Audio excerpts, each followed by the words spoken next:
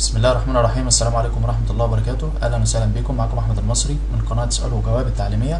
إن شاء الله أشرح النهاردة درس بسيط جدا، وهو ضبط إعدادات اللغة داخل برنامج فوتوشوب CS6. في مشكلتين ناس كتير بتقابلهم. أول حاجة اللي هي واجهة البرنامج، تمام؟ في الغالب ما بيبقاش نازل باللغة الإنجليزية، في الغالب بيكون باللغة الأسبانية أو الروسية أو اللغة الفرنسية، فاحنا محتاجين نحوله على الأقل إلى اللغة الإنجليزية. ده اللي هنتعلمه مع بعض ان شاء الله. تاني مشكله اللي هو حل مشكله اللغه العربيه والكتابه بالمقلوب داخل البرنامج. تابعوا معايا الشرح. اول حاجه بنعملها ان احنا لو ما بنفتح هنا البرنامج زي ما انتم شايفين، هنلاقي واجهه البرنامج باللغه الفرنسيه، تمام؟ القوائم هنا كلها، المنيو كلها باللغه الفرنسيه. طب احنا عايزين نحولها للغه الانجليزيه بدون ملفات للغه ولا الكلام ده. بنعمل ايه؟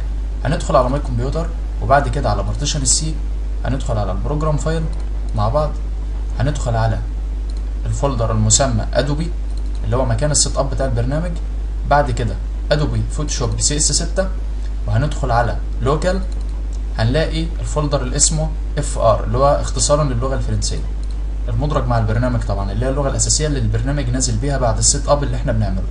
هندخل هنا على السبورت فايل، وهنلاقي الملف الصغير ده TW، تمام؟ 104.28.dat. اوكي، هنيجي هنا مع بعض، هنضغط كده رينيم، اوكي، وهنيجي هنا بعد دوت دات هنضغط دوت ونكتب اولد OLD، مفيش اكتر من كده، وبعد كده بتضغط انتر وهتقول له يس، تمام؟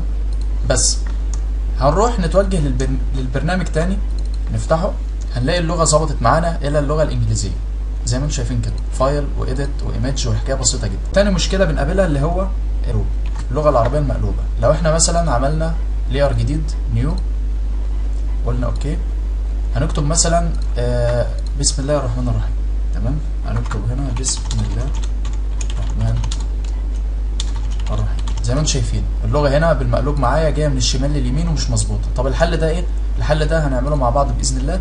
اول حاجه بنعملها بندخل على ايديت، وبعد كده بريفرنس اللي هو الاداء هنا، وبعد كده طيب، وبنختار من ايست اسيان اللي هي شرق اسيا الى ميدل ايست اللي هو الشرق الاوسط، وبنقول له اوكي، وبعد كده بنقفل البرنامج ونفتحه من جديد، نلاقي الكتابه ظبطت معانا ان شاء الله. طبعا زي ما انتم شايفين كلها حاجات بسيطه جدا. هنفتح معانا هنا لير جديد ونرجع نقول بسم الله. زي ما انتم شايفين كده اللغه طبعا ظبطت معانا الحمد لله. وهو ده كان درس النهارده، ضبط اعدادات اللغه داخل برنامج فوتوشوب CS6. الحكايه سهله جدا زي ما انتم شايفين. اي اسئله او استفسارات تتواصل معايا ان شاء الله. ما تنساش تعمل سبسكرايب واشتراك في القناه عشان يوصلك كل جديد. كان معكم احمد المصري. تواصل معايا عن طريق الفيسبوك او عن طريق الفايبر او الواتساب او رقم التليفون. ابحث عني على الفيسبوك او التويتر بميجا جروب 2000@yahoo.com. تحياتي ليكم واتمنى لكم التوفيق والنجاح يا رب ان شاء الله. والسلام عليكم ورحمه الله وبركاته.